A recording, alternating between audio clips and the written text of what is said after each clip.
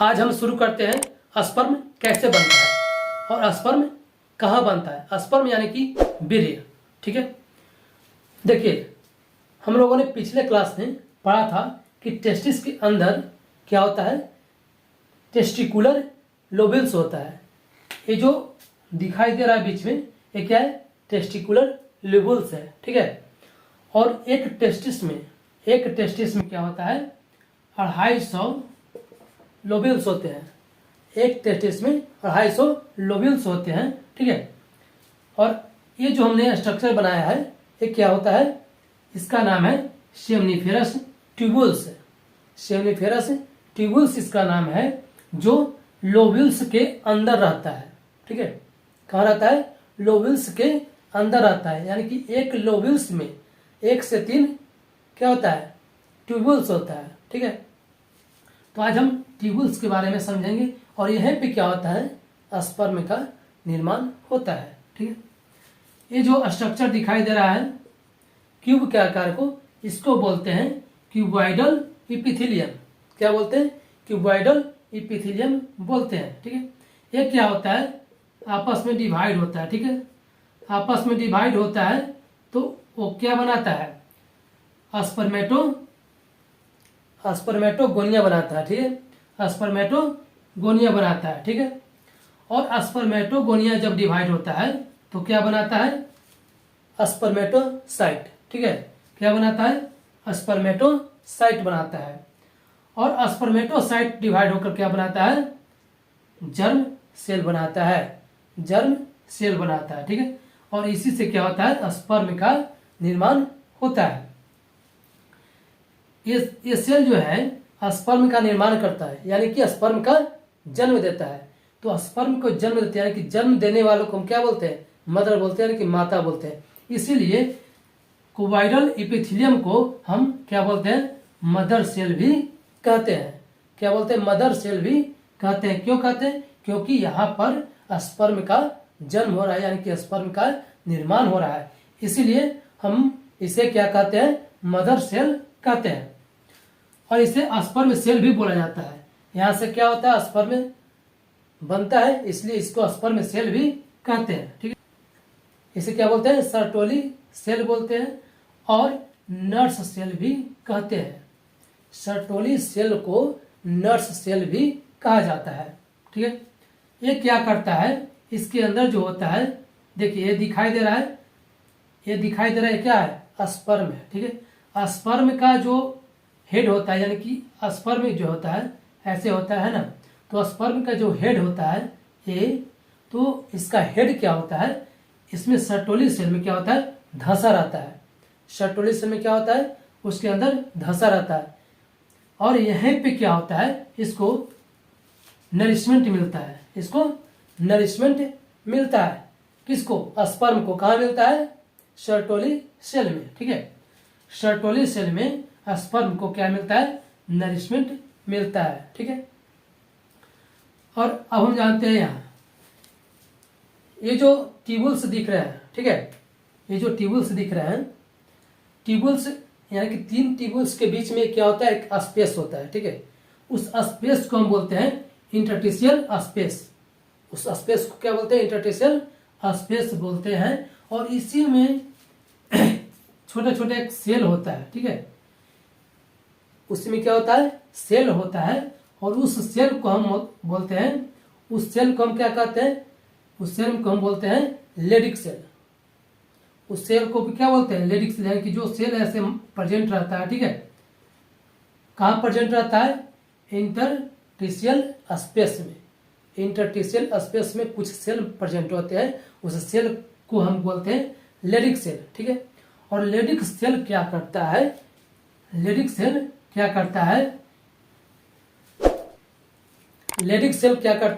Testosterone नामक hormone का निर्माण करता है। ठीक है, ये सबसे महत्वपूर्ण क्वेश्चन है, ये हमेशा एग्जाम में आता है कि टेस्टोस्टेरोन हार्मोन जो है उसका निर्माण कहाँ होता है, तो लेडिक सेल के अंदर होता है। ठीक है, लेडिक सेल के अंदर होता है। ठीक है, और ये जो बीच का चीज है, इसको हम बोलते हैं ल्यूमेन कहते हैं। क्या बोलते हैं? ल्यूमेन कहते हैं। ठीक है, तो पहले क्लास में बताया था एसेसरी डक्ट्स के बारे में, उसके बारे में जानते हैं और फिर एसेसरी ग्लैंड्स के बारे में जानेंगे, है ना। तो ये मैंने स्ट्रक्चर बनाया है, इसके बारे में अब जानते हैं। ठीक है, एसेसरी डक्ट्स कौन कौन होता है ना, देखते हैं। पहला है स्मॉल डक्ट्स। स्मॉल डक्ट्स कहाँ पे होता है? जो हम लोग पढ़े थे टेस्टिस के बारे में। टेस्टिस के अंदर क्या होता है? लोबुल्स होता है। ठीक है, लोबुल्स के अंदर क्या होता है? सेमिनिफेरस ट्यूब्यूल्स होता है और उसके अंदर क्या होता है? स्पर्म का निर्माण होता है और वो स्पर्म को लेकर जाता है स्मॉल डक्ट्स। कहाँ पे लेकर जाता है? रेटेड टेस्टिस में।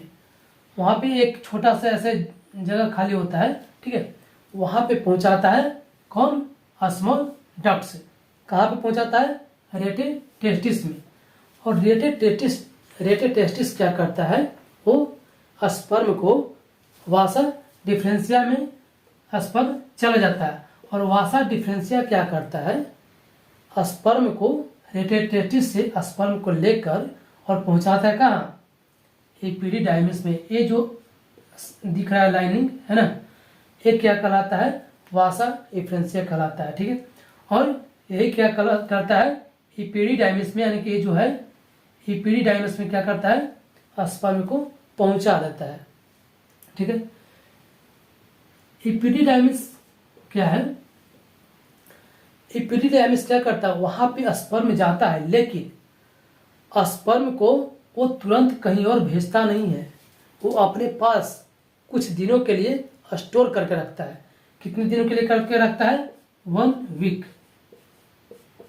1 वीक तक, यानी कि 1 सप्ताह तक क्या करता है? एपिडिडाइमिस अपने अंदर स्पर्म को स्टोर करके रखता है। क्यों रखता है?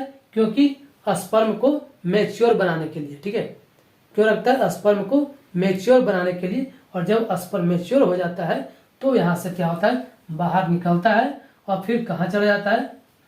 ये जो नली दिख रही है यहाँ तक क्या है? एपिडिडाइमिस है। ठीक है, और इसके बाद इधर जो दिख रही है इसको बोलते हैं वास डिफरेंस। वास डिफरेंस बोलते हैं। ठीक है, और वास डिफरेंस पहुंचा देता है। यहाँ पे एक छोटा सा दिख रहा है, ठीक है, इससे हम बोलते हैं, क्या बोलते हैं? एम्प्यूला बोलते हैं। ठीक है, क्या बोलते हैं? एम्प्यूला बोलते हैं। और वास डिफरेंस क्या करता है? उस स्पर्म को पहुंचा देता है कहाँ? एम्प्यूला में। और एम्प्यूला में क्या होता है? परमानेंट स्टोर हो जाता है। परमानेंट स्टोर हो जाता है जब तक इसे इजैकुलेट नहीं किया जाए, यानी कि इसे बाहर ना निकाला जाए, तब तक वो स्पर्म क्या रहता है? एम्प्यूला में ही जमा रहता है। ठीक है, अब ये तो हो गया क्या? एसेसरी डक्ट्स के बारे में। और अब हम जानते हैं एसेसरी ग्लैंड्स के बारे में कि एसेसरी ग्लैंड्स होता क्या है। ठीक है, तो अब जानते हैं हम लोग एसेसरी ग्लैंड के बारे में। ठीक है, एसेसरी ग्लैंड 3 होता है। पहला होता है सेमाइनल वेसिकल्स, और दूसरा होता है प्रोस्टेट ग्लैंड, और तीसरा होता है बोल्बो यूरेथ्रल ग्लैंड। ठीक है, इसके बारे में जानते हैं। सेमाइनल वेसिकल्स क्या करता है? 60 to 70% क्या करता है? फ्लूइड को बाहर निकालता है। कब निकालता है? ये कहाँ पे होता है? ये यहाँ पे होता है। देखिए यहाँ पे कॉमन इजैकुलेटरी डक्ट्स है ना, यह पे इससे क्या होता है? मिला रहता है, 2 होता है। ठीक है, और यहाँ से क्या करता है? बाहर निकालता है। और फिर क्या करता है? इसमें मौजूद होते हैं जो एक जो होता है येलो कलर का होता है। ठीक है, कौन सा कलर का होता है? येलो कलर का होता है। और इसमें जो मौजूद रहता है वो फ्रक्टोज होता है और इनोसिटोल होता है। ठीक है, और क्लोटिंग प्रोटीन होता है। ऐसा प्रोटीन होता है जो क्या करता है? स्पर्म को क्या करता है? क्लोट करता है, यानी कि उसे क्लोट कर देता है। क्लोट करने का कारण यह होता है कि स्पर्म जब वेजाइना में जाता है, ठीक है, तो वो क्या होता है? एसिडिक होता है। ठीक है, जिसके कारण क्या होता है? स्पर्म सारा का सारा मर जाएगा। इसलिए स्पर्म क्या करता है? कुछ देर तक क्या करता है? अपने आप को क्लोट बना लेता है। या क्लोट बनाने में मदद कौन करता है? फेब्रिनोलाइजेन। ठीक है, फेब्रिनोलाइजेन क्या करता है? स्पर्म को क्लोट बनाने में मदद करता है। ठीक है, एक काम है किसका? सेमिकल वेसिकल्स के बारे में पढ़े, ठीक है। अब जानते हैं प्रोस्टेट ग्लैंड, ठीक है। प्रोस्टेट ग्लैंड कहाँ पे होता है? ये जो ब्लैक कलर का दिख रहा है ये है प्रोस्टेट ग्लैंड। ये कितना होता है? सिर्फ एक होता है, ठीक है। देखने में लगता है दो, लेकिन है एक। इसमें क्या होता है? 20 to 30% 20 to 30% क्या होता है? फ्लूइड बाहर निकलता है। इसमें क्या क्या मौजूद होते हैं? कैल्शियम होता है और एंजाइम होता है। और इस एंजाइम का नाम क्या है? फाइब्रिनोलाइसिन, ठीक है। फाइब्रिनोलाइसिन ये क्या करता है? इसका काम होता है जो क्लोट यहाँ बना रहा था, जो क्लोट बना रहा था स्पर्म को, इस क्लोट को आगे जाकर क्या करता है? तोड़ देता है। कौन तोड़ता है? फाइब्रिनोलाइसिन क्या करता है? उस बना हुआ क्लोट को तोड़ देता है, ठीक है। और क्या करता है? प्रोस्टेट ग्लैंड क्या करता है? एल्कलाइन नेचर का होता है, ठीक है। एल्कलाइन नेचर प्रोवाइड करता है, इसलिए करता है क्योंकि जब यहाँ से यूरिन पास होता है तो ये जगह क्या हो जाता है? एसिडिक हो जाता है, ठीक है। तो एसिडिक हो जाता है, तो इससे अगर स्पर्म में जाएगा तो क्या होगा? सारा स्पर्म यहीं पे खत्म हो जाएगा, ठीक है। इसीलिए इस स्पर्म को सुरक्षित करने के लिए क्या करता है? प्रोस्टेट ग्लैंड क्या करता है? एल्कलाइन नेचर प्रोवाइड करता है। एल्कलाइन नेचर क्या करता है? प्रोवाइड करता है, ठीक है। अब हम जानते हैं वोल्वो यूरेथ्रल ग्लैंड के बारे में। वोल्वो यूरेथ्रल ग्लैंड के बारे में जानते हैं। ये छोटा सा आकार के जो दिख रहा है दोनों तरफ, ये भी क्या होता है? वन पेयर में होता है, ठीक है। एक मटर के दाने के जैसा होता है, एक मटर के दाने का जैसा होता है। ये भी क्या करता है? फ्लूइड क्या करता है? बाहर निकालता है, ठीक है। इसका काम क्या होता है? जब हम क्या होता है सेक्स के लिए जब हम एक्साइटेड होते हैं तो उस टाइम क्या करता है? ये फ्लूइड को बाहर निकलता है। वो क्या होता है? हल्का सा चिपचिपा सा पानी के जैसा निकलता है, ठीक। ये क्या है? पेनिस है। यहाँ से यहाँ के बीच में क्या है? इसको बोलते हैं पेनिस बोलते हैं, ठीक है। और जो स्किन दिख रहा है ऊपर का जो स्किन है उसे हम बोलते हैं फोर स्किन बोलते हैं।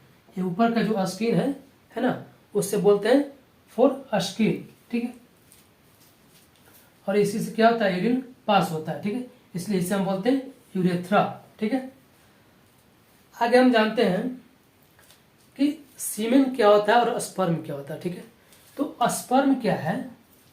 हम लोग स्पर्म को यहाँ से देखें कि निकल कर और यहाँ वास्ट डिफरेंस में जाता है और वास्ट डिफरेंस क्या करता है? एम्पुला में जमा कर देता है, ठीक है।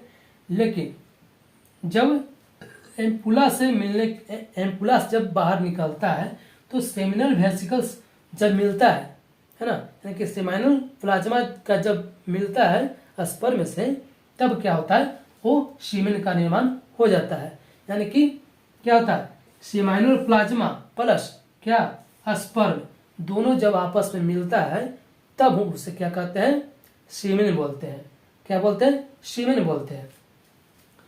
जब कोई व्यक्ति सेक्स के दौरान जब वीर्य को बाहर निकालते हैं, यानी कि सीमेन को बाहर जब निकलता है तो एक बार में 2 से 3 ml बाहर निकलता है।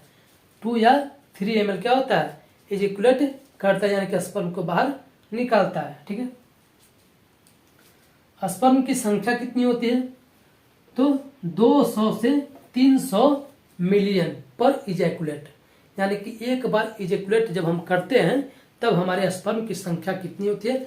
200 मिलियन से 300 मिलियन तक इसकी संख्या होती है, ठीक है।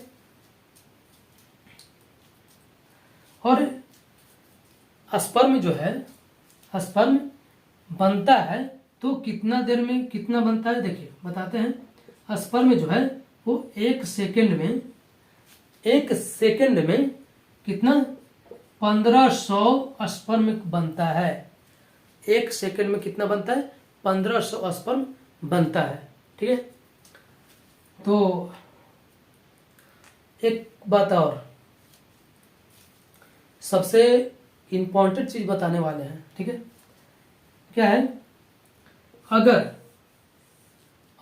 20 मिलियन से स्पर्म का काउंट कम हो जाता है ना, यानी कि स्पर्म की संख्या 20 मिलियन से कम हो जाएगा, उसे क्या बोलते हैं? ओलिगोस्पर्मिया बोलते हैं। और इस स्थिति में क्या होता है, कोई भी व्यक्ति क्या करता है, फर्टिलाइज यानी कि स्पर्म जो है एग से फर्टिलाइज नहीं कर पाएगा। जिसका स्पर्म काउंट कम होगा यानी कि 20 मिलियन से कम होगा तो वो स्पर्म एग से मिलकर फर्टिलाइज नहीं कर पाएगा, क्योंकि एग तक पहुंचने से पहले ही सारा स्पर्म क्या होता है, मर जाता है। इसीलिए फर्टिलाइज होने के लिए कितना होना चाहिए, यानी कि इससे ज़्यादा होना चाहिए। ठीक है, 100 मिलियन भी रहेगा, 70-80 मिलियन भी रहेगा, फिर भी हो जाएगा। ठीक है, तो आज का वीडियो कैसा लगा? अगर अच्छा लगा हो तो हमारे चैनल को लाइक, सब्सक्राइब एंड शेयर जरूर करें। Thank you.